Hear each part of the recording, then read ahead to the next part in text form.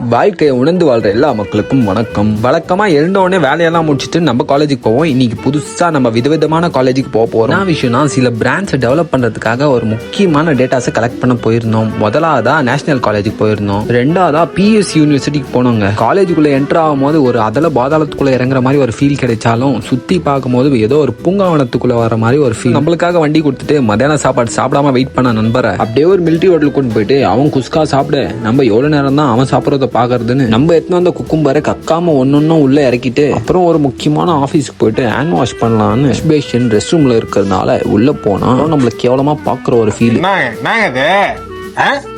Mona Lisa போட்டோவை பார்த்து சிரிக்கிறதா இல்ல இருக்கிற இடத்த பார்த்து வருத்தப்படுறதான்னு தெரியாம போன ஃப்ரெண்டு வரத்துக்குள்ள வெயிட்ட செக் பண்ணலான்னு செக் பண்ணா எந்த இம்ப்ரூவ்மெண்ட்டும் இல்ல. அதை பார்த்துட்டு நம்ம போன நன்மை திருப்பி வந்தானான்னு பார்த்தா எப்படியோ கல்லு மலையில அடி வாங்கி போனுக்கு எந்த பாதிப்பு இல்லாம எடுத்துன்னு வந்துட்டான். மலையில நெஞ்சதுல குளிர் தாங்க முடியாம ஷர்ட்டை உத்து யார்கிட்டயும் இல்லாத பப்ளி பேக்க காமிக்க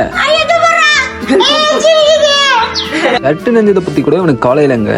இவனுக்கு கவலை எல்லாம் இருக்கிற மழை தண்ணி எல்லாம் வேஸ்ட் ஆகக்கூடாதுன்னு பிழிஞ்சி செடிங்களுக்கு ஊத்துறானா. தம்பி காமெடி வேண்டாம், நான் சொல்லிட்டேன். நானு காமெடி பண்ணாதன்னு சொல்லிருக்கேன் நானு. அப்புறம் வீட்டுக்கு போலான்னு வெளியே வந்து பார்த்தா பில்கேட்ஸ் தாத்தாவோட வேலைன்னு சொல்லப்படுற இந்த ஆலங்கட்டி மலை. இந்த ஆலங்கட்டி மலையில இருந்து தப்பிச்ச சந்தோஷத்துல சீட்டு ஈரமா இருக்குன்றது கவனிக்காம உட்கார அங்க ஒரு ஜில் ஜில் குல் குல் சம்பவம்.